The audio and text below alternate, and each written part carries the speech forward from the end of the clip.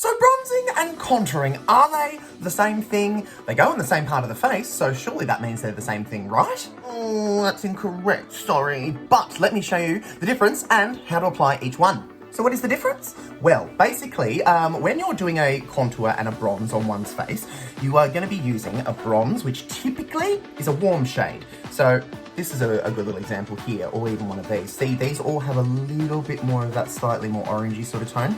Contour shades, on the other hand, are more like this one up here. See this like slightly cooler tone? It's got almost like a little bit of grey in it. So when I line those two up, can you see the difference there? Cool, warm. Okay, bronzer, contour. So what about placement? So I'm going to be using a 137 brush by MAC. I love this because it's just so dainty and light and I can build to my heart's desire. So how do we do this? Basically, bronzer is, when I think about this, I'm building a smoky eye essentially for my cheek. You never want to go in with the coolest darker tone first because it can come off a little bit Maleficent or almost like you look like my recently passed away father. So we pick up bronzer. Now bronzer you can be pretty liberal with contour, you don't want to be as full on with. So we're going to pick that up on the end of the brush. Now, in terms of placement, a bronzer should typically follow, if we're talking about the contour area, from the top of the ear here, down towards the outer corner of the mouth.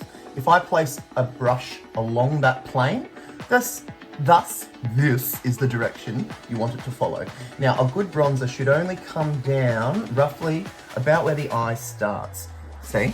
Because I don't really want to push it into the center of the face here too much unless I'm going for a really heavy tanned look. So allow me to demonstrate. So always starting from the back of the face, building at the back, and then once I feel safe that product's nice and dispersed, I'm going to start pulling it towards my mouth, downwards, nice light feathery strokes coming back and building and blending to smooth that out. You can see my technique with my bronzer is I'm doing slightly more oval shapes because I'm not afraid of allowing that bronze to blend up. In fact, that actually gives you a nice creamy finish. Now, a lot of people use bronzer just on their own, and you can.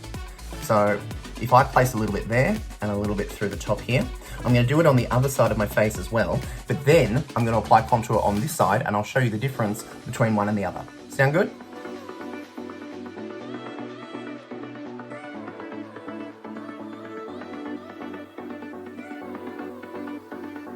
Another good thing to note, you'll notice as I'm blending my bronzer up through here, I tend to start at the top of the hairline here, work my way down and then bringing it across this way. And both sides of that bronzer for my face shape should connect up to the top. If you've got a much smaller forehead, you might want to like thin out the actual blend here a little bit, because if it's too dark here and you've got a little forehead, you're going to look really little and really concerned.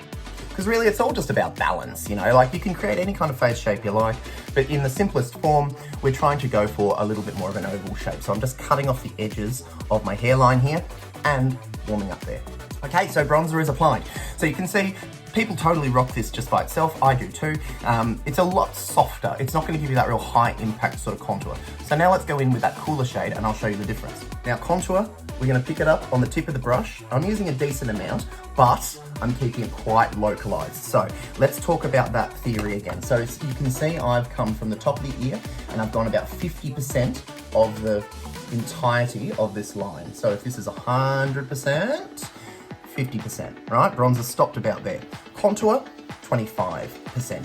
And that always comes from the back. Think of this like a smoky eye for the face. We've got our little transition color on now, but now we need that dark shade to really push that in. And because these contour shades are a little bit more gray, they're gonna create a sense of shade. And this is why we don't tend to apply contour before bronzer typically, just because you'll find it will make you look a little gray and a little dead. And I'm just very lightly dusting the remnants through the top of the head as well, just to darken that out. Right, so let's have a look at the difference. So this is bronzer and contour, and this is just bronzer. Both look lovely, but can you see how much more of an impact that shape has and how much harder that's pushing into my face versus this side? So that is typically the difference between a contour and a bronze. So if you find that you are putting your makeup on, you're putting your cheeks on, you're getting frustrated because it looks really grey, it's probably because you're using a contour shade primarily. No rules. You obviously, if that's how you feel you want to rock, then freaking go for it. If you want to look like Vincent Price, that's fine. Sometimes I do. But the correct way is a smoky eye for the face. Dark, medium, nothing. Make sense? Cool. I'll talk to you soon. Bye.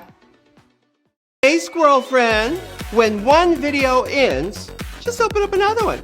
It's called binge viewing. Go ahead. I support you.